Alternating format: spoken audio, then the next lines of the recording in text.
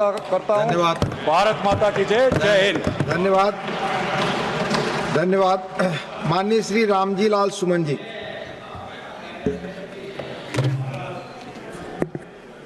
हिंदी में बोले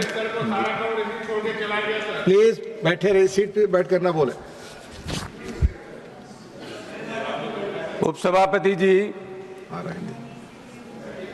यह सदन उपराष्ट्रपति जी के राष्ट्रपति जी के अभिभाषण पर चर्चा कर रहा है और राष्ट्रपति जी ने अपने अभिभाषण में जो किसानों के लिए कहा है उसको मैं पढ़ता हूं कि किसानों की आय बढ़ाने एवं खरीफ तथा रबी फसलों के न्यूनतम समर्थन मूल्य निरंतर बढ़ाए गए हैं। उपसभापति महोदय, सवाल इतना ये नहीं है कि न्यूनतम समर्थन मूल्य कितना बढ़ाया गया है, उससे ज्यादा महत्वपूर्ण यह है कि किसान को न्यूनतम समर्थन मूल्य का लाभ मिला कि नहीं मिला है। और मैं कहना चाहूंगा कि नहीं मिला है। एक शांता कुमार कमेटी बनी, उपसभापति जी महोदय, शांता कुमार भारतीय जनता पार्टी के नेता थे, भारतीय जनता पार्टी की सरकार में केंद्र में मंत्री रहे, हिमाचल प्रदेश के मुख्यमंत्री रहे। और शांता कुमार कमेटी ने जो निष्कर्ष निकाला वो ये था कि सिर्फ 14% किसानों को ही एमएसपी का लाभ मिलता है। उपसभापति जी, 2020-2021 में भी किसानों का बड़ा आंदोलन हुआ। लगभग 700 किसान उसमें शहीद हो गए। तमाम किसानों के खिलाफ आपराधिक मुकदमे लिखे गए। सरकार ने उनकी कोई आज तक इमदाद नहीं की, मुकदमे वापस नहीं हुए। और सरकार, और सबसे महत्वपूर्ण बात यह है कि सरकार ने उस समय जो समिति बनाई थी, सभापति महोदय, उस समिति का भी कोई सार्थक प्रयास किसानों के हित में नहीं रहा। सभापति महोदय, देश में 40% लोग अभी भी कृषि से जुड़े हैं और सकल घरेलू उत्पाद में कृषि का योगदान 18% है।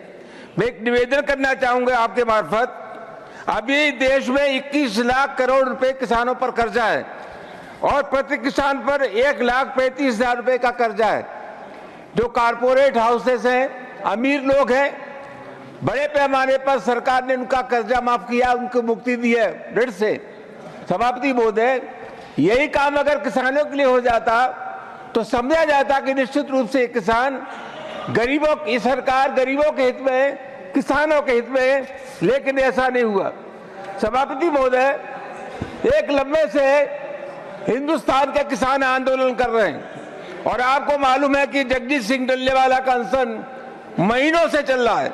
मैं ऐसा मानता हूं कि दुनिया की कोई समस्या ऐसी नहीं है जो बातचीत के जरिए हल हो सके, बशर्ते कि लोगों की नीयत ठीक हो।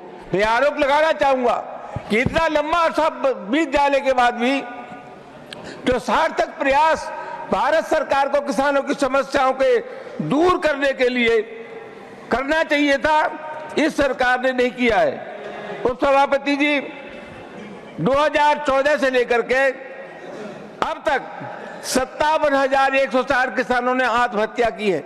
और मजेदार बात यह है, ये जो किसानों की बात करते हैं सभापति महोदय, इतना गंभीर मामला है कि किसानों के जो भाव तय कर, फसलों के भाव तय करने वाली कमेटी है, एमएसपी तय करने वाली कमेटी है, वो कृषि मंत्रालय के अधीन एक संयुक्त सचिव होता है, वो उसकी अध्यक्षता करता है।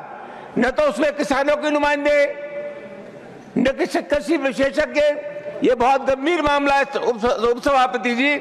ये सरकार किसानों के हितों से खिलवाड़ कर रही है और मैं बहुत विनम्रतापूर्वक निवेदन करना चाहूंगा, अभी तक मैंने जो भाषण सुने हैं, इधर ये जो बीजेपी के लोग बैठे हैं, तमाम लोगों के प्रवचन मैंने सुने, लेकिन किसानों के सवाल पर शायद 1-2 आदमी ने कोई बात कही हो, लेकिन किसानों के सवाल पर ये बोलने के लिए तैयार नहीं है।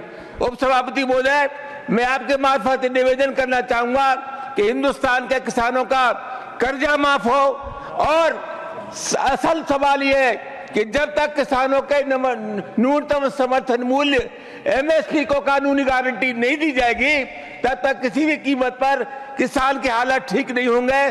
सरकार को संवाद स्थापित करना चाहिए किसानों की समस्याओं के सिलसिले में, और जितनी जल्दी किसानों की समस्या का निराकरण हो सके उतना ही अच्छा रहेगा। बहुत बहुत धन्यवाद। धन्यवाद।